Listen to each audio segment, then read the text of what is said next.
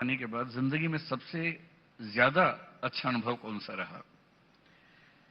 मुझे एक एग्जाम्पल याद आता है, आज से करीब 15-17 साल पहले का।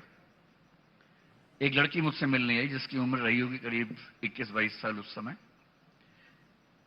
और उसने रोते हुए मुझसे एक बात कही कि मैं गांव में थी, कस्बे में, गांव में कहीं, और वहां मेरे साथ रेप हुआ। और जिस तरह से उसने डिस्क्राइब किया, बहुत ही घबराने वाली बात थी। तो मैंने कहा, फिर आपने पुलिस कंप्लेंट तो की होगी, पेरेंट्स से बात की होगी? उसने कहा, मैं दुनिया में ये बात किसी से भी डिस्कस कर सकती हूं, आपसे कर सकती हूं, अपने पेरेंट्स को नहीं बोल सकती। क्योंकि जब मैं छोटी थी, कुछ रिश्तेदारों ने ऐसी हरकतें की थी, और मैंने जब अपनी मां को बोला तो मेरी मां ने मुझे डांट के भगा दिया।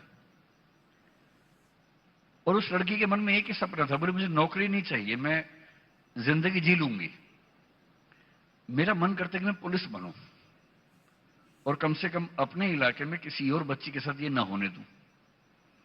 और मेरी जिंदगी का सबसे सेटिस्फाइंग समय वो था जब 3-4 साल की मेहनत के बाद वो लड़की आईपीएस बनी। अभी वो आईपीएस है। अब क्योंकि ये एग्जाम्पल मेरी तबीयत थोड़ी खराब है, थोड़ा बियर करना पड़ेगा आपको।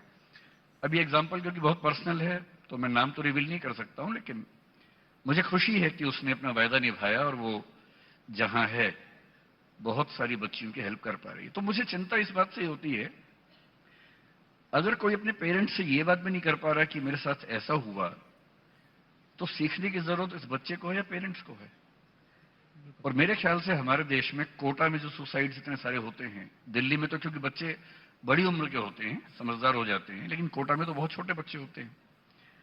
और यदि बच्चे सुसाइड करते हैं तो मैं साफ साफ कह रहा हूं, एक बहुत प्रसिद्ध कविता है, उसकी एक लाइन है, दिखाई दे या ना दे पर शामिल जरूर होता है, हर खुदकुशी में दरअसल हत्यारा शामिल होता है। खुदकुशी खुदकुशी नहीं होती, हत्या होती है। अंतर सिर्फ इतना है कि वो एक आदमी ने मर्डर नहीं किया, समाज ने मिलकर किया है। और जब समाज मर्डर करता है तो वो खुदकुशी उसका नाम है। और समाज एजेंट बनाता है पेरेंट्स को, और पेरेंट्स गलत नहीं होते। पेरेंट्स पे अपना प्रेशर बहुत ज्यादा है सोसाइटी का। मैं ये नहीं कह रहा कि पेरेंट्स को टांग दीजिए, पेरेंट्स पर भी बहुत प्रेशर है, लेकिन पेरेंट्स को समझना पड़ेगा कि अगर समाज के प्रेशर को उन्होंने बढ़ा के या उतना का उतना बच्चे पर डाल दिया तो फिर पेरेंट होने का मतलब क्या हुआ? तो पेरेंट्स को तो ढाल होना चाहिए अपने बच्चों के लिए, न कि और प्रेशर क्रिएट करने वाला मैकेनिज्म होना चाहिए। तो उनकी ट्रेनिंग जरूरी है।